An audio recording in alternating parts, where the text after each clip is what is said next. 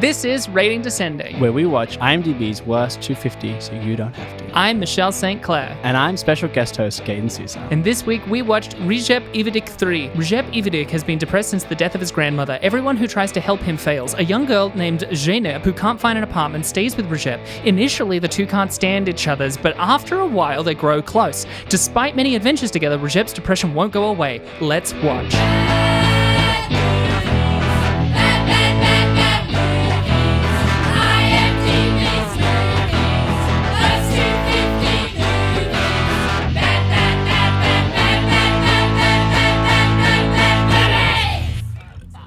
Now, as we emerge post-intro, what's that sound? Oh, it's me, Gaden Sousa. Too right, sir. Glad to be here. Gaden, I think it's ma'am, actually. Oh, sorry there, mum. Didn't mean no transphobic nonsense by that, you know, just used to a lot of sirs. Glad to be here on the potty, you know. Are you just making me a hobbit because I'm shorter than you?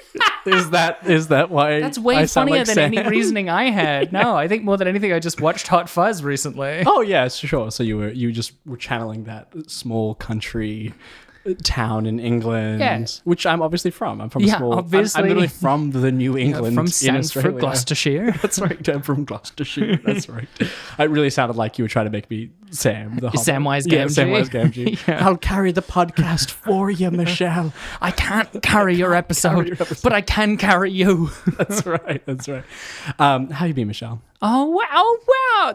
What a great Abby little sub in. Oh, delightful. That's how she starts. For listeners who are not acquainted, or for brand new people, don't get mistaken. This is not how it usually sounds. It's normally much nicer than this. Way nicer. Way more two queer women and less a queer woman and a cis het man. And this fucking guy. But just to make sure everyone is aware, in case you missed the announcement at the end of the last episode, Abby is on her honeymoon, and we had already spent a lot of effort banking up episodes because at first I was away for work and then Abby was away for work, and Abby just deserves a break for her honeyed moon. Yeah, I think this exact thing she said to us when we were in the room talking about this was, there's no fucking way you're going to get me to podcast while I'm on my honeymoon. Which was not something I was asking of her. Was it like, hey, Abby, while you're on your honeymoon, do you want to watch Recep Ivedik 3? With the hubby? With the hubby? Claude might like it. Claude might be a secret fan. Oh, sweet Claude. And then he's like, yeah, baby, yeah. Is this to go with that both of your partners live in caves? Are slime people that live in caves? Well, because, Brooke, my darling girlfriend Brooke, has been established as, hi, it's me, hello. Which is a bit we repeat to her in person. Yeah, she does not like it, but she does like me, so it's fine. It's good. But yes, how are you, Michelle? You know what? I think I texted you last night that I've got some feral episodes in me. Yeah. I have been a little overworked and a little underpaid and just a little underslept as well. I mean, also, I've been working on this. I can't really give many details about it, but this trans-focused documentary that's following a bunch of trans teens. And so I've been spending a lot of time thinking about my childhood all week. And so I'm like, get me out of here.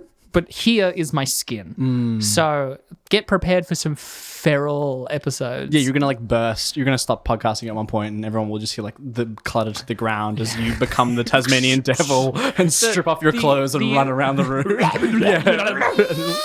It's just everything's knocked over. The audio equivalent of like the bit in a mockumentary, like a camera getting knocked over or whatever. Yeah, exactly. It's just the mic being like, oh my God. Yeah.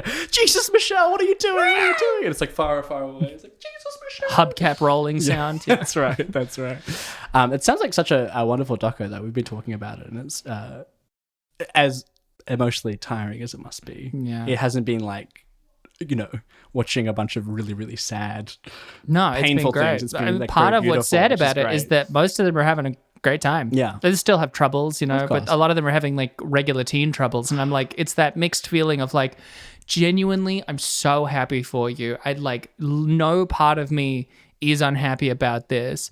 I cannot help but feel sad that I couldn't have that too. Oh, but that's absolutely. okay. Yeah. You know, because what I had already, someone like 10, 20 years older might look at me and go like, wow, you're so lucky. I'm so happy. I'm like, yeah, you know. Yeah, that's true. Things get better. I guess perspective, that's true. Although some of the stories I've heard about teen you do not sound yeah. like anyone in the right man would be like, oh, you're having an all right time. Yeah, I have the problem where a lot of the time people are talking about their lives, you know, like in a circle, like they're relating to each other. Normal, friendly, normal thing. normal human thing. And then I'll say something about because I want to join in. Yeah, of and then course. it's made everyone a little too sad.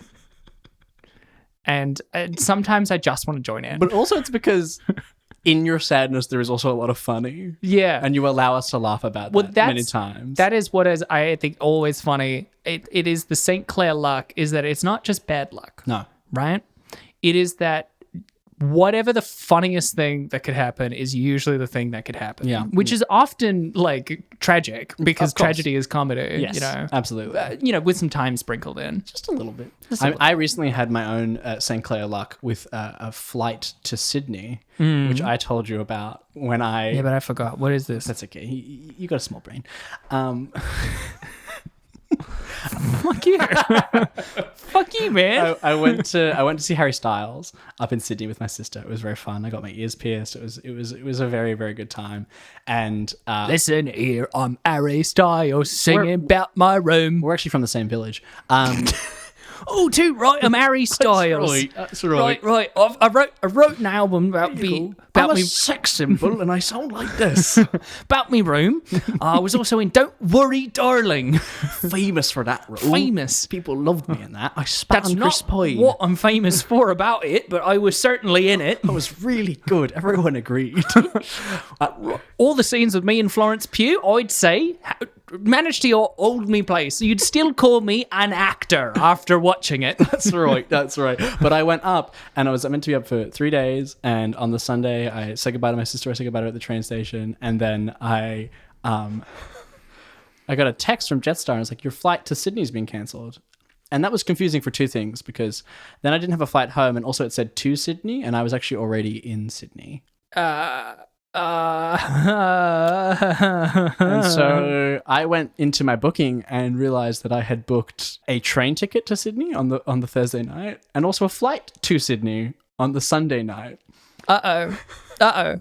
This is a mistake. It was a big mistake, and I immediately had to then purchase a very expensive one-way ticket on the same day, which was at like 11:30 at night to get back to Melbourne. That's rough. It was brutal. You know what? Around the same time, like whilst I was working in Sydney recently, I had to come back to Melbourne for a bit. You know, first time booking first class train ticket, which is only like $30 more, so it's not that bad. She's bougie. Except no, because there was a problem wrong. So, you know, it was just a regular one. That is true, Michelle. It's pretty That's uncomfy. true, St. Clair luck. That's brutal. Like, do everything right, finally get to have like a nice little travel, and then just have someone come along and be like, no. Sorry. That's actually not going to happen. What I distinctly remember, at one point, like early evening, you're still in the milling about phase rather than the I'm focused on something or trying to sleep phase. And I remember hearing behind me, this guy, you know, they go around to check everyone's tickets and stuff, and they were checking this man's ticket, and then they went, oh, and you know, my ears perk up. I'm like, what? Not a good response from a train inspector. Yeah. Geez, this was in February. I think, well, let's say it's the 20th. I can't remember the actual date. And they were like, this ticket is for the 20th of March. Oh. And I hear the guy go, oh, fuck. And then she says, how many in your party? And he says, 5. Jesus. It's his wife and 4 children. Oh my God. And she then has to respond and go, this train is sold out. I don't know where we're going to put you. Oh my God. Like, there were spaces in the moment, but that's because people were going to continue to get on the train in regional towns. Of course. And I don't know how that resulted, but I cannot imagine the feeling of getting on the train and then someone saying like, you booked this for a month away, being like, oh, fuck. Especially with 3 kids. Yeah. I think 4? Oh. No, wait. No, you 3 said kids. party Yeah. of 5. Yeah. Unless his wife was also a child. Hey, speaking of children, this week we watched Recep Ivedik 3. I'm so sorry. I'm so sorry. I don't know why I made that joke. I would like it to. We just had to move on. We just had to barrel through it. So, I mean, long-eared listeners will remember we have covered Recep Ivedik 2, which means I have watched 3 of these fucking movies. Gaden has thankfully only watched 1. Yeah, the funny thing about special guest hosting is I now, I already respected what Abby and Michelle do every week to themselves of their own accord. Well, actually, no, they're contractually obligated to do. As we've established, IMDb Boss Baby cornered us in the crossroads and made us sign the contract.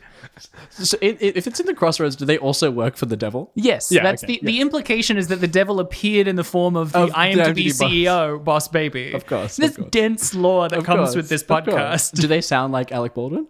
Yeah, absolutely. They have to, right? Absolutely. Yeah. But they do play the guitar exactly like Robert Johnson. Perfect.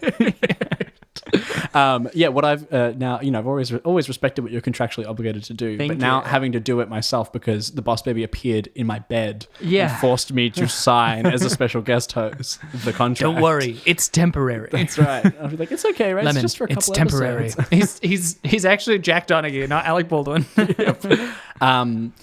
Yeah, watching these movies, it's. I think it's actually bad for you. Yeah. Yeah. Yeah.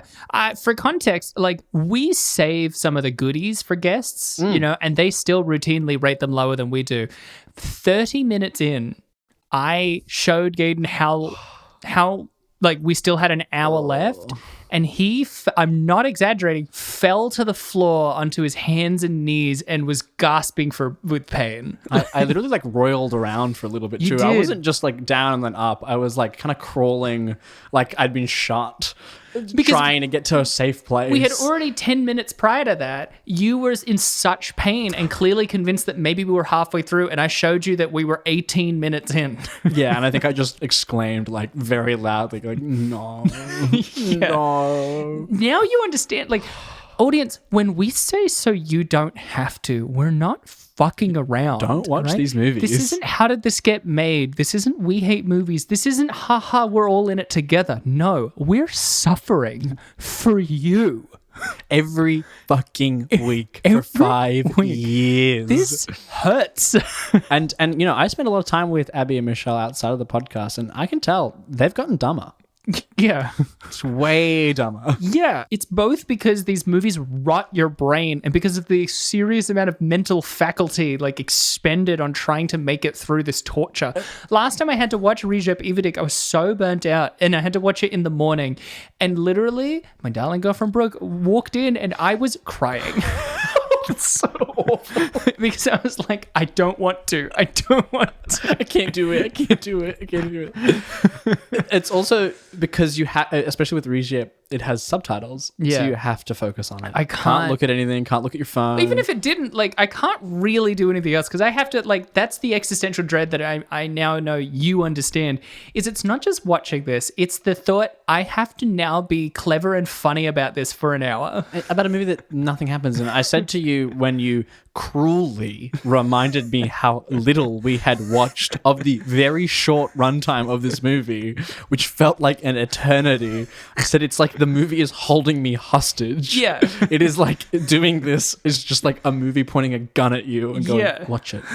Fucking don't look away. Yeah. Give us all of your focus. And then, be funny about it. The CIA would fucking froth if they had discovered this. Like, this is an episode of Joe Rogan's Fear Factor is to watch this. That's right. So what actually happened in this movie? Because I don't remember, and we watched it like 3 days ago. I guess it's time to get to the overview then, if that's what you're asking for. Yeah. Well, I got to try and channel Abby and brutally segue into different points, right?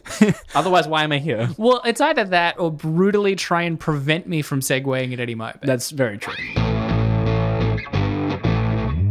All right, so key details. This came out in 2010, which I in some ways feel like you could tell. Oh, yeah. Because of how shit it looked? Yeah. Yeah. I could tell. A lot of movies came out in 2010 and prior that look good. I don't think so. All right. You know what? I guess you're right. Inception? Man. No good. Inception? Ugly. Disgusting. You heard it here first, folks. This is my hot take. Yeah, rating descending hot take. Gaden Sousa. Inception? Ugly. Gross. Great movie. Just gross to look at. Good movie. Love it. Thorough emotional arc. ugly.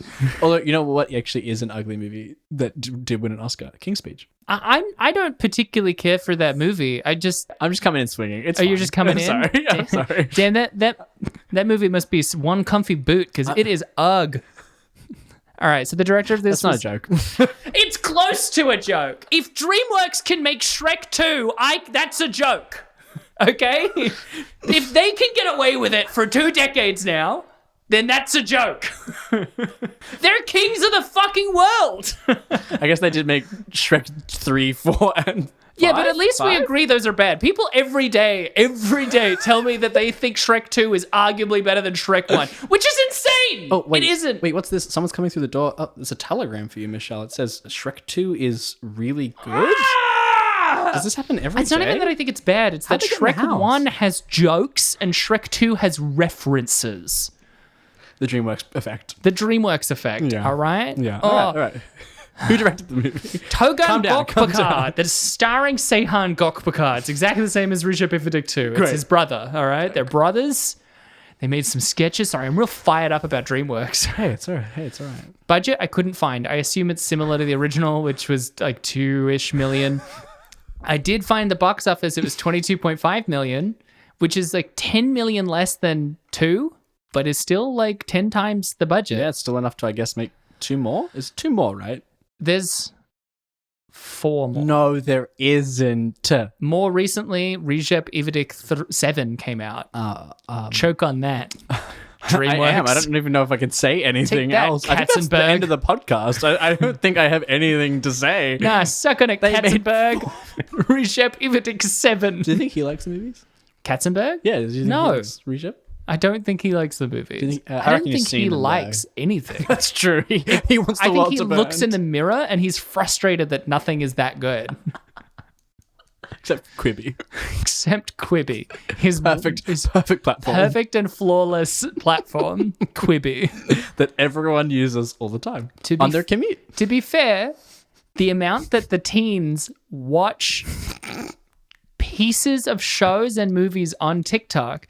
Recently, one of the outrageously popular series of TikToks was someone who had cut 12 Angry Men into 5 to 10 minute segments on TikToks. And the teens fucking love it. They're really into it. Really? Quibi? Into Rob Reiner's 12 Angry Men. No, sorry. Sidney Lumet. I was thinking, sorry. It is Sidney Lumet. Oh my gosh. It is Sidney Lumet's 12 Angry Men. Yeah, they're fucking into it. The teens loved it. The teens loved it. Great movie. Quibi was right. You heard it. Michelle's hot take. Quibi was right. The kids love it when you take the movie, devoid it of context, and cut it into arbitrary length chunks. They just don't think Quibi is a cool name. They're right. I wish I had a Quibi t-shirt. Yeah, you should get one. Sorry, I keep just derailing your overview. I'm so sorry. Don't worry, you're filling in for Abby. You're doing a great job. Returning actor Seyhan Gokbakar. Here's the overview. After his grandmother's death, local layabout Recep Ivedik is depressed. After seeking help from the local housewives, friends, and psychologists of the neighborhood, he is left without a solution. However, his estranged cousin Zeynep shows up seeking a place to stay as Recep is the only family member in Istanbul and she is just about to start university and needs a place to stay for just 1 day, apparently. I didn't catch that. But that was in every written synopsis I found. I thought she was going to stay for a while, and then she decided she didn't want to stay for a little bit. Who knows? I watched every single frame of this movie. That would imply there was a plot. Yeah, that's true. Despite their immediate conflict, they quickly warm to each other and attempt to share many activities together in an attempt to cure Recep's depression. However, none of these seem to help until Zeynep organizes the family to come and celebrate Recep's birthday for the first time in his life and getting him a goat as a gift. Taking it for a walk, he's able to connect with a local jogger, feeling at peace, and then in brackets, assumedly. Sorry, did you say for the first time in his life they celebrated his birthday? Yeah, that was the whole thing. You know, when he's on the park bench, you know, like the end of 500 Days of Summer, he's on the park bench and he's like screaming about the Sex and the City women. Yeah, that's right. For 5 full minutes. I fully forgot he talked about named every single one of them, their full names Yeah, as well. I do actually think it's not a bad bit for him to go like, well, what would the Sex and the City women do? Carrie, Samantha, Miranda, and like, yeah, and then talking about each of them, and then he's like, Manolo shoes, I should buy some Manolo shoes.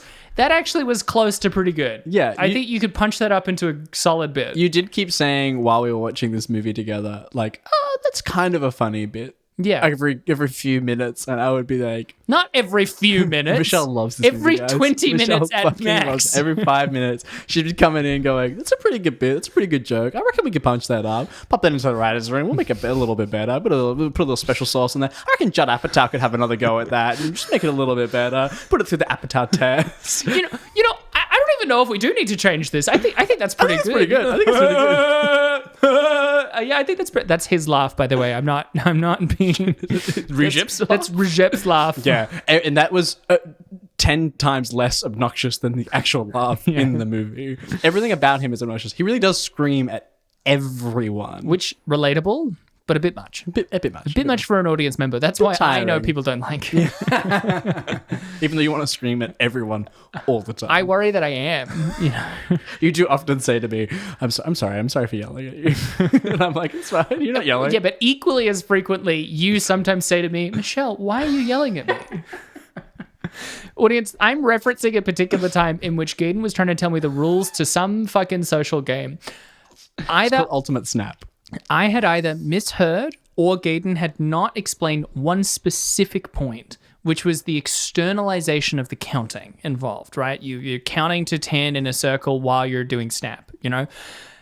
So it sounded to me like it was in your head. And so I kept asking questions, not like, but if it's in your head, how does it work? Just going, but how does it work? You know, like just half of the question I should have been asking. And like, how are they keeping track? And, you know, like, I was getting frustrated that I didn't understand it, but in the process, it meant that I was just yelling at Gaden, being like, I don't understand this fucking game. And then you just stopped and went, Michelle, why are you yelling at me?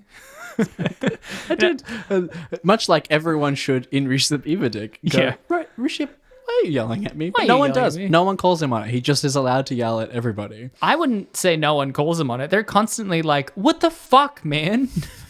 Actually, that's more. They usually, though, respond by just yelling back at him. That's true. It's a world of yelling. Oh, and going back to my previous note, like, imagine only... I guess the thing that would make you yell at everyone is, like, your family never celebrating your birthday. And what? Yeah.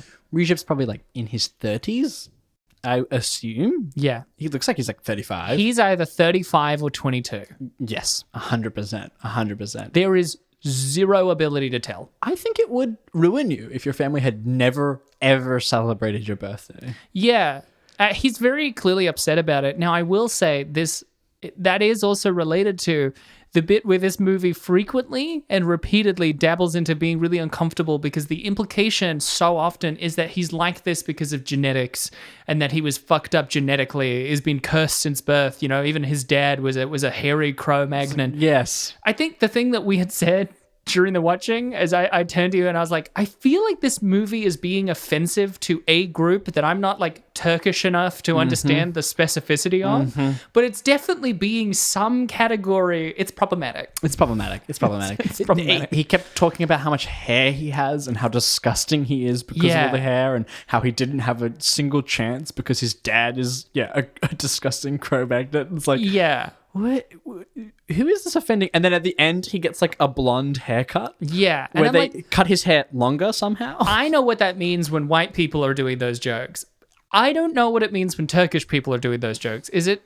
I don't, but it's definitely not okay. It's very strange to watch. I don't get and the witness. impression from any of my research that Turkish people are like, it's fine. No, especially if they only made $22 million. Yeah. Like, I wonder, I don't think this is a big hit in the US or in Australia. I don't think this had a lot of reach. So it's a relative hit in Germany.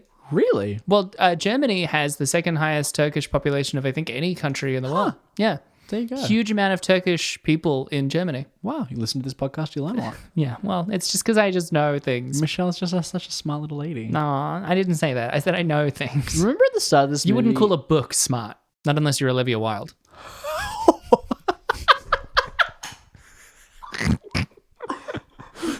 That was like me. I like revved into that laugh. I'm like a car, and I had to rev. I think it's because you thought I said something slightly different. I did at first, and then I like slowly my brain put it together and was like, "Oh, Booksmart, of course." See, this is the kind of thing that I mean. My jokes aren't that smart; they're just specific. Very, very specific. But remember earlier in this movie where, like, for a good 20 minutes, he thinks it's a djinn, and then they never, ever, ever, ever, ever talk about it ever again. It's so strange. The local housewives. The women of the, which by the way fits the recurring thing of these movies and many of the movies, which is women are either old ugly housewives or the most beautiful woman you've ever seen in your life. Accurate. All women fit those two categories. Accurate.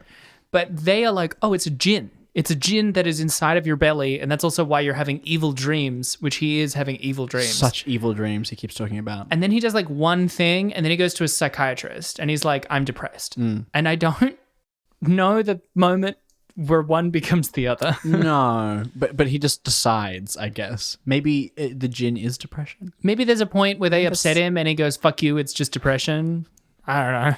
It's hard to pass anything in this movie because every scene is like 10 minutes too long, and it's also only a 5-minute scene. Every scene is 10 minutes too long and goes for 5 minutes. Yes. But should go for 90 seconds. Exactly. And should move at a clip. I remember you turned to me 10 minutes in and you went, this pacing, this sense of pacing you're feeling, it's never going to change. The dial's not moving. It's this for 90 minutes. Yeah. And it was rough. Yeah. The scene with the psychiatrist, bizarre. Zero modulation, absolute flat all throughout. And it's just like every shot is like a bland 2-shot that looks...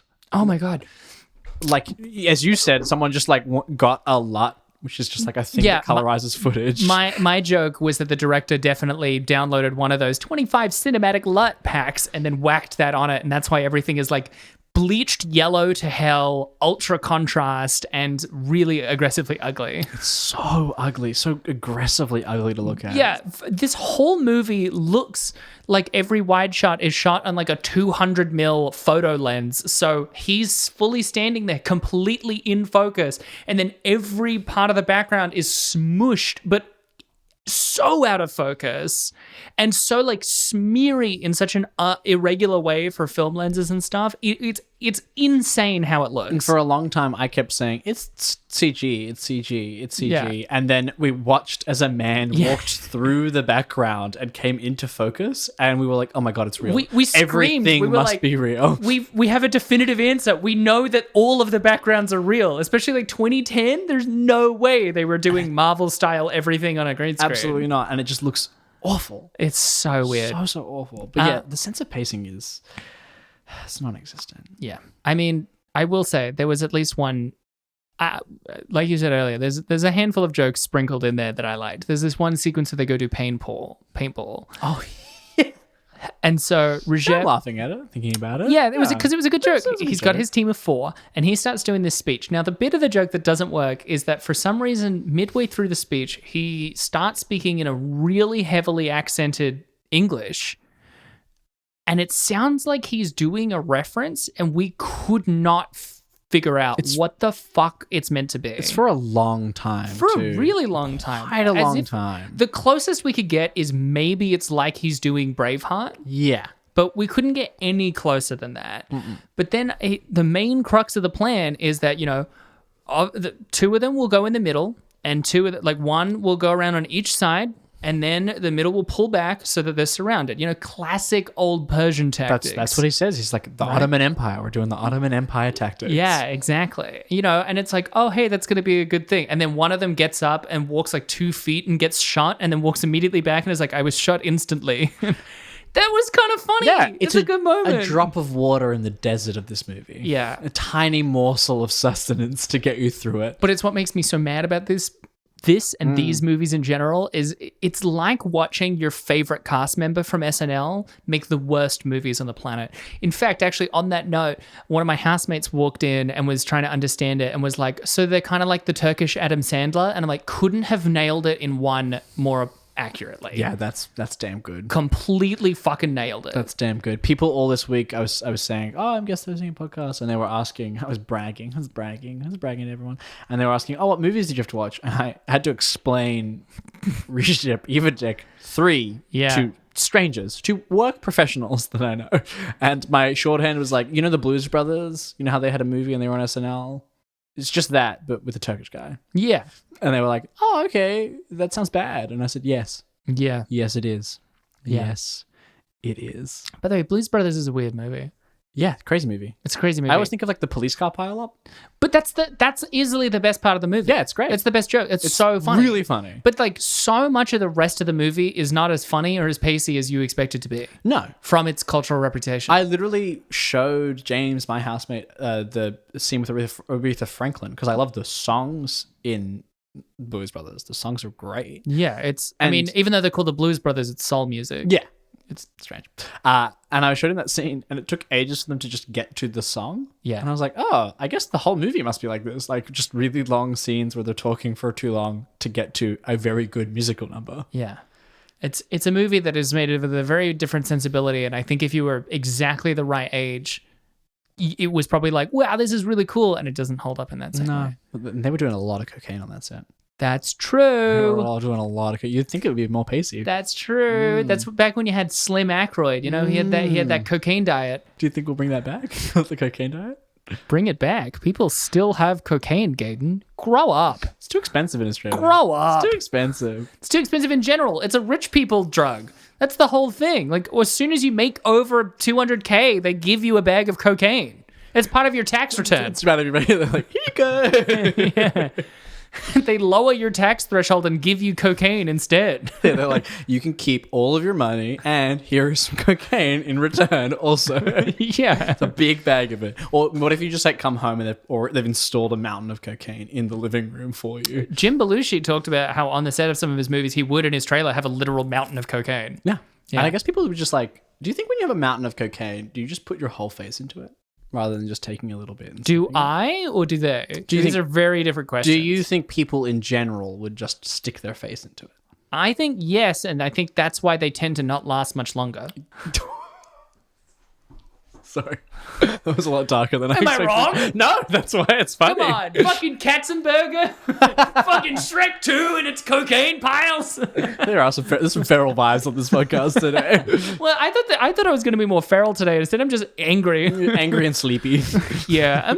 Hey, listeners, I'm sleepy. I'm angry because I had to watch Recep Ivedik 2. Yeah. 3. Oh. 2 and 3, Michelle. Don't be... No. Oh my God, I can't believe you just got which one wrong. I am in hell. Recep Ivedik 3, girl. You've seen 3 of these movies. I'm trying to think of anything else. We haven't actually talked that much about this movie. I need the listeners to understand that part of what they're engaging with is funny parasocial relationship. We all love that.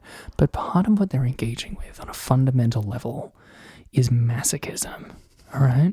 But more importantly, sadism. You are listening to 2 women, and now just for 2 weeks, their friend, descend into madness. And you are doing nothing to help. If anything, you are encouraging it. This is your fault. On my gravestone will be the names of every subscriber. And I will say, you did this. Remember how in this movie there's like they go to see a play and it kind of starts at like the climax of the play where a man is cheating on his wife and then on his husband. No, wait, the wife is cheating on the husband. It's really hard to remember this movie. The wife is cheating on her husband and the husband comes in and he's going to kill them. And then Recep just like gets up and saves the man who's just been shot and then shoots the other guy. And then the play just ends. And it's literally the runtime of the play is just a 5-minute scene in the movie and everyone claps and the thing shuts. And we turned to each other and Michelle said, it's a pretty quick play. It's a pretty short play. Pretty short play. Do I remember? I wish nothing more than I could forget. But you can't. But I can't. It's in your blood now. It's in your brain. Fills it up. That's the problem. My weird little law brain. You're a strange little lady. I'm a strange little lady. As evidenced in this moment. I'm not going to forget what happens in these movies. They are imprinted. They are all of the curves in my brains are now covered in these movies, and they are smoothing it out. Is this your Sex and the City 2 moment? Like, is this the, like, it breaks you entirely? Recep Ivedik 3 is the film that destroyed Michelle, that ended her reign of podcasts. I'm sleepy. She just need a nap. Would you like to hear some trivia? IMDb trivia. All right. Now, so for trivia, I have to make a confession straight up.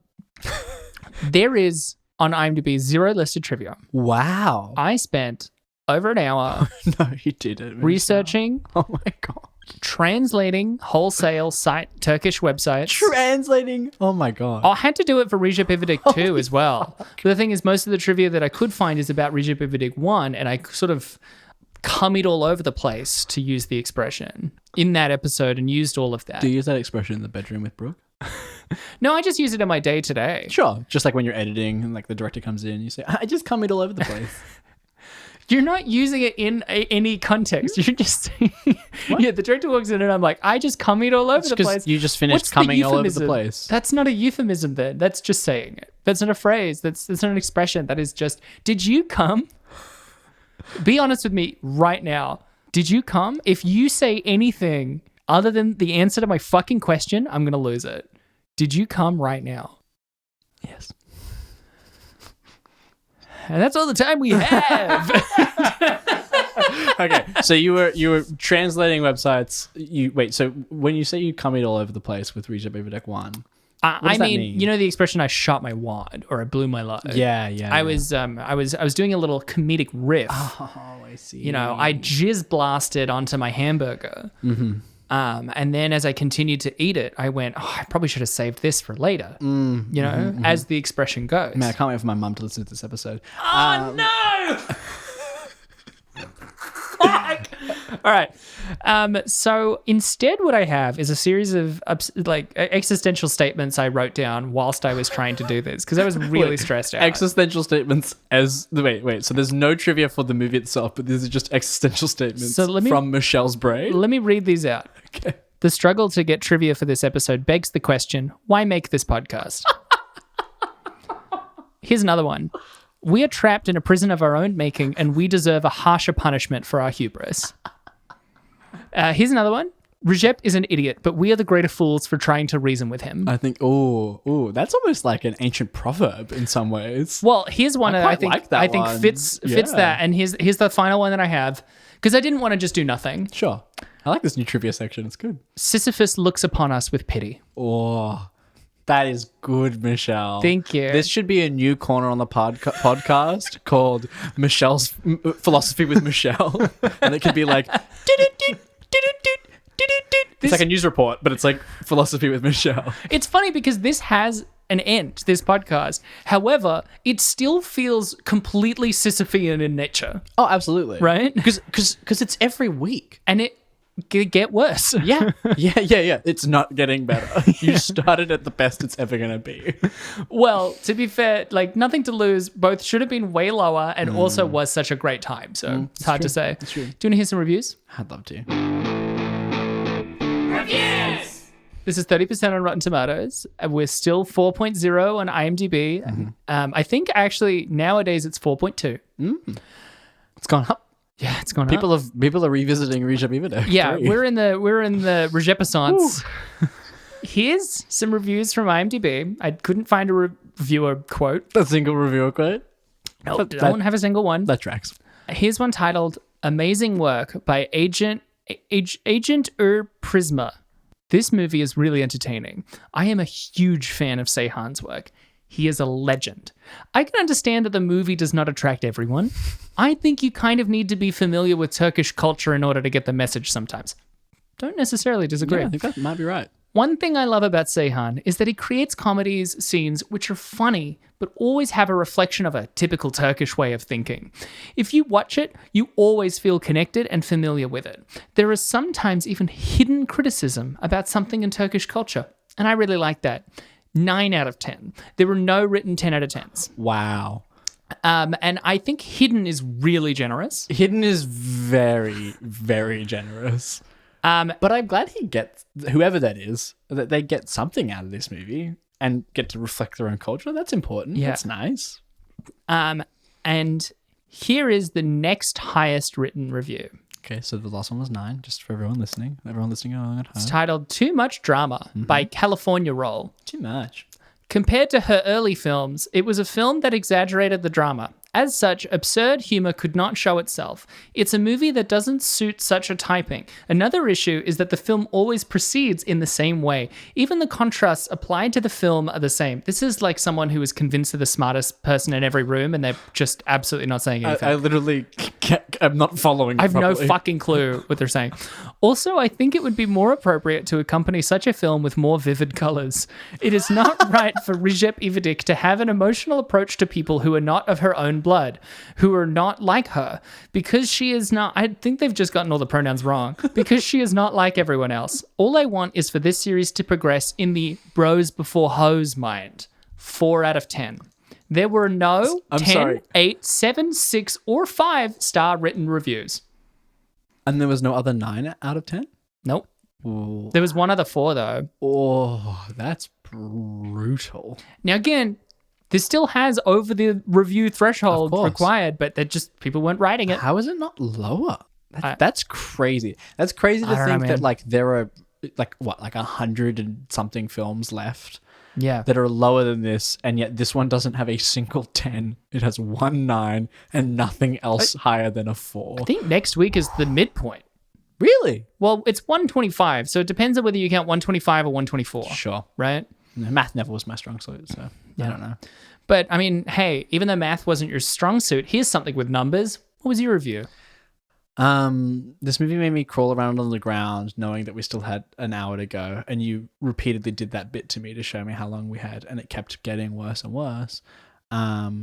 It made me understand the Sisyphean nature of your task. Thank you. In a way that truly anyone listening will never ever understand. I think sometimes I sound unreasonably upset, and now that you have watched some of the worst Full for reason. the dregs, I'm going to be so much nicer to you when you complain about having to do your silly little podcast. if anything, I'm actually under-exaggerating how upset I frequently am. Yeah, it was brutal. It felt like I was being held at hostage, but like I didn't hate it as much as something like Avatar: The Last Airbender. Yeah, I didn't hate it as much as that. So I guess I have to rate it higher. So like a 2 Okay. out of 10. Okay. That's I believe on Letterboxd. much like my nuts. That's decent. Yeah, it's decent. That's a thinker. Yeah, think about it for a second. I wrote on Letterboxd that this didn't deserve a star rating, and that now I have to just live with it living on my internet profile of like that's something I've watched. And yeah, I think two warrants that in an IMDb fashion. What did you think, Michelle? What's your review? After sharing your philosophy with us. Yeah. I really find it hard because here's the other thing. Oh, I can't believe That's for you, Abby. That's for you, Abby. I did it. I did it. Fucking betrayal. I did it. Oh my god. Is this not enough? Am I not sacrificing enough for you? I am giving everything for you. Oh man, I was really worried I was going to come on the podcast and not have a burp for Abby, and I'm really glad I got one. It's like my body knew it had to perform. I could describe this podcast as nothing more than the most joyful nightmare in my entire life. So you're going to give it like a 3? Geez, I mean, it wasn't as homophobic or transphobic as the first one. And that's decent. Nobody was sexual assaulted. That's good. So it's got to get at least a 1. Yeah, a 1. Such a low bar to be like, oh, it wasn't as transphobic, it wasn't as homophobic, and it didn't have anyone get raped. Sometimes you got to take the sunshine with the rain, my friend. Christ. That was our reviews. If you want to find us on social media, you can find us on Twitter at RateDescendPod, on TikTok at Rating Descending, or you could email us. I always love a good email. I love reading them. I love reading them out. She gets really excited about them. I really do. I really do. Like, there is no part of me that wants to quit this podcast, and a huge portion of that is getting the emails and messages from everyone. It's very sweet. You can find me, special guest host Gaden Sousa, on Instagram at Gaden Salad, and which is GADEN SALAD, or on Letterboxd at Gaden Sousa, or I think at Gaden Salad as well. Cool. Yeah. If you prefer, like a true host, in the way that you would have a true fae or a true clown, you can find me on Instagram and Twitter at michelle.stclair. Nice. Or you can leave us a review anywhere you get your podcasts. I've left a review for this podcast before because I really like it, and I think you should too. Oh, thanks. When I think about it, though, not or. It actually, we often say or. Do all of these things. I think you should definitely do all of these things, but especially, if anything, definitely leave the podcast review. Definitely leave the podcast. Just leave. Gaden, leave. No. There's still a little bit more to go. No. No. I'm just joshing you. He's just doing a little bit. But hey, you know what? That was Recep Ivedik 3. Boo. What are we watching next week? We're going to watch, you and I, One Missed Call. Ooh. I'm still here, everyone, so I hope you enjoyed this episode, because I'm not going anywhere. I'm still going to be honeying that moon, and I got a missed call. Gaden, whoa. It says it's from Gaden Sousa at, oh my God, that's a time that's later than now. I should listen to it. I should listen to it. Oh, wow, I'm having a great time in the future. Gaden, is that a knife? That'll make sense in a week. I'm not going to explain it now. I'll show you, Gaden.